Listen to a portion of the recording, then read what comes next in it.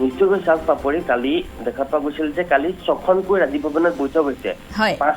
5খন বৈঠক অনুষ্ঠিত হৈছে যে যি 5টা সমষ্টিত আচলতে উপ নিৰ্বাচন হ'ব, সেয়া ধলাই হওক, ঠিক একেধৰণে বঙাইগাঁও, চিডলি, তাৰপিছত বিহালী আৰু চামগুৰি, এই 5টা যি সমষ্টি আছে, এই 5টা সমষ্টিৰ যিসকল 5টা সমষ্টিৰ অন্তৰ্গত বা যেনেধৰণে নগাঁও সমষ্টিৰ যিসকল বিষয়ববীয়া জিলা কংগ্ৰেছৰ নেতৃত্ব বা যিসকল বিধায়ক আছে বা গোটেই যিসকল নেতাকৰ্মী আছে, তেওঁলোকক লগত লৈ পৃথকে পৃথকে জিতেন্দ্ৰ সিঙে বৈঠকত বহা পৰিলক্ষিত হ'ল। আৰু তাত দেখা পোৱা গৈছিল যে তাত এতিয়া চামগুৰি সমষ্টিটোৰ যিহেতু এগৰাকী আগতে প্ৰাক্তন বিধায়ক ৰকিবুল হুছেইন, তেওঁ কেইবাবাৰো তেওঁৰ সেই সমষ্টিটোৰ পৰা জয়ী হৈ আহিছিল, গতিকে তেওঁ উপস্থিত থকা পৰিলক্ষিত হৈছিল। আৰু তাৰ পিছতে তেওঁলোকে জ্যেষ্ঠ নেতাক 3গৰাকীকৈ জ্যেষ্ঠ নেতাক লৈ এখন কমিটি তেওঁলোকে গঠন কৰি দিছো বুলি ইতিমধ্যে জনাইছে। আৰু দেখা পোৱা গৈছিল যে তেওঁলোকে প্ৰাৰ্থী কেনেধৰণে চিলেক্ট কৰিব, সেই বিষয়টো তেওঁলোকে চাবৰ কাৰণে বা ৰণনীতি প্ৰস্তুত কৰিবৰ কাৰণে এতিয়াৰ পৰাই আচলতে তেওঁলোকে গ্ৰাছৰুট লেভেলত কোনে কোনে কাম কৰি আছে গোটেইবিলাক তেওঁলোকে তন্নকৈ চাইছে।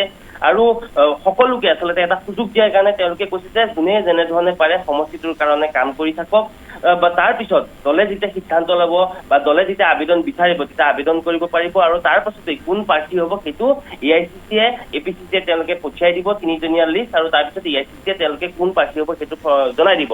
ঠিক একেধৰণে প্ৰতিটো সমষ্টিৰ কাৰণে তেওঁলোকে এই সিদ্ধান্তটো লৈছে। আৰু তাৰপিছতে পঞ্চায়ত যিটো এটা নিৰ্বাচন যিহেতু আহি আছে, গতিকে এই উপ নিৰ্বাচনৰ আঁত ধৰিয়ে তেওঁলোকে পঞ্চায়তে সভা কৰিবৰ কাৰণে যিসকল কংগ্ৰেছ কৰ্মীয়ে যাতে তেওঁলোকৰ সাংগঠনিক ভেটিটো শক্তিশালী হয়, পঞ্চায়ত নিৰ্বাচনো আহি আছে, গতিকে পঞ্চায়তে তেওঁলোকক কংগ্ৰেছ নেতাকৰ্মীসকলক সৰুকৈ সভা কৰিবৰ কাৰণে তেওঁলোকে মানে পৰামৰ্শ দিছে। এক প্ৰকাৰ AICCয়ে যিটো নিৰ্দেশনা জাৰি কৰিছে, তেওঁলোকে সেইটো কালি বৈঠকত সেই সিদ্ধান্তটো গ্ৰহণ কৰা পৰিলক্ষিত হৈছে, যাতে যিবিলাক সমষ্টিত আচলতে উপ নিৰ্বাচন হ'বলৈ গৈ আছে, সেই সমষ্টিসমূহৰ প্ৰতিটো বুথ পঞ্চায়ত তেওঁলোকে গৈ তাতে সৰুকৈ সভা কৰি যাতে সাংগঠনিক ভিত্তিটো তেওঁলোকে শক্তিশালী কৰিব পাৰে, তাৰ কাৰণে কালি তাত এটা ব্যৱস্থা গ্ৰহণ কৰা পৰিলক্ষিত হ'ল। আৰু তাৰ পাছতে এতিয়া অন্তিমখন 6খন বৈঠক মই যিহেতু ক'লো 5টা সমষ্টিক লৈ ঠিক একেধৰণে বৈঠক হ'ল।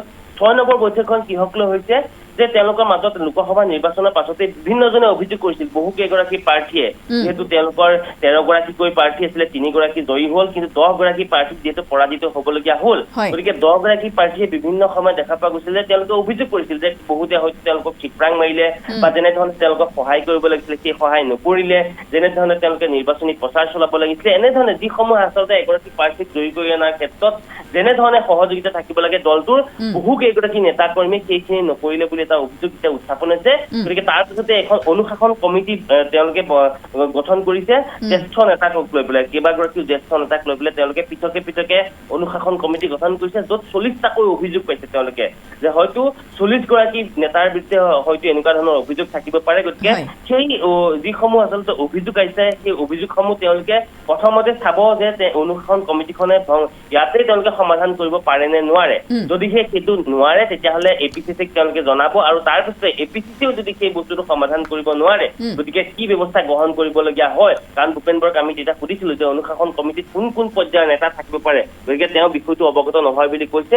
গতিকে যেতিয়া অনুশাসন কমিটিয়ে গোটেই বিষয়বিলাক APCCক জনাব বা সমাধান কৰিব নোৱাৰিব, তেতিয়া APCCয়েও যদি সমাধান কৰিব নোৱাৰে গোটেই বিষয়টো AICCক তেওঁলোকে অৱগত কৰিব, আৰু AICCৰ হস্তক্ষেপত কেনেকুৱা ধৰণৰ এটা ব্যৱস্থা গ্ৰহণ কৰিলে ভাল হ'ব বা কি ব্যৱস্থা গ্ৰহণ কৰিব লাগিব তেওঁলোকৰ বিৰুদ্ধে সেইবিলাক তেওঁলোকে জনাব। দ্বিতীয় কথাটো হ'ল যে আজিৰ বৈঠক আছে, আজিৰ বৈঠকখনত কি হ'ব যে প্ৰতিটো আচলতে নামনি অসম, মধ্য অসম, উজনি অসম, বৰাক উপত্যকা, পাহাৰীয়া বা উত্তৰ অসম এনেধৰণে সকলোকে জোন ৱাইজ তেওঁলোকে চিলেক্ট কৰি লৈছে। আৰু তাৰ পিছত কেনেকুৱা ঠাই ভেদে বা নামনি অসমত তেওঁলোকৰ ষ্ট্ৰেটেজি কি হ'ব, ঠিক উজনি অসমত তেওঁলোকৰ ষ্ট্ৰেটেজি কি হ'ব, এই সকলোবিলাক লৈ পেলাই তেওঁলোকে আজি যিখন বৈঠক 10 বজাৰ পৰা যিহেতু আৰম্ভ হ'ব, গতিকে সেইখন বৈঠকত তেওঁলোকে পৃথকে মিলিত হ'ব।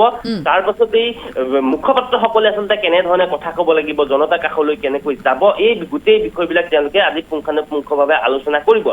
তাৰ পিছত অন্য এটা প্ৰসংগ হ'ল এতিয়া বহু নেতাই কংগ্ৰেছৰ যোগদান কৰিব বুলি এটা চৰ্চা চলি আছে। কেইবাগৰাকীও প্ৰাক্তন বিধায়ক বা এনেকুৱা ধৰণৰ যিসকল নেতা কেইবাগৰাকীও বা আগৰ সৰু অসম ছাত্ৰ সন্থাই হওক বা এনেকুৱা ধৰণৰ অসম জাতীয়তাবাদী যুৱ ছাত্ৰ পৰিষদে হওক বিভিন্ন দলত আচলতে নিয়োজিত হৈ থকা বহুকেইগৰাকী নেতা কৰ্মীয়ে এনেধৰণে বা তেওঁলোকে ফেচ ভেলু থকা কিছুমান নেতাই যোগদান কৰিব বুলি এটা চৰ্চা চলি আছে। গতিকে কংগ্ৰেছৰ মূল চৰ্তটো হৈছে যে যিসকল নেতাই কংগ্ৰেছত যোগদান কৰিবলৈ আহিব তেওঁলোকক যোগদান কৰাব, কিন্তু তেওঁলোকৰ চৰ্ত সাপেক্ষে কোনো ধৰণৰ যোগদান কাৰ্যসূচী নাথাকে যে যোগদান কৰিলে টিকট পাব, এনেকুৱা ধৰণৰ কোনো কথা নাথাকে বুলি কালি যিখন বৈঠক সেই বৈঠকখনত সিদ্ধান্ত লোৱা পৰিলক্ষিত হ'ল। পাপৰি এক প্ৰকাৰ সাংঘাতিক ধৰণে তেওঁলোকে পৰিকল্পনা কৰিছে এবাৰ উপ নিৰ্বাচনত তেওঁলোকৰ শক্তি প্ৰদৰ্শন কৰাৰ বাবে। ধ্ৰুৱ বৰা, এই মুহূৰ্তত আপোনাক ধন্যবাদ জ্ঞাপন কৰিছোঁ সবিশেষ তথ্যখিনি জনোৱাৰ বাবে।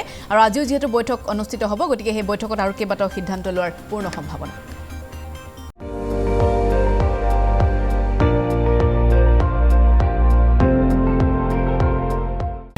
আপুনি চাই আছে ND24, সৰ্বশ্ৰেষ্ঠ নহয় সৰ্বোত্তমৰ দৌৰ।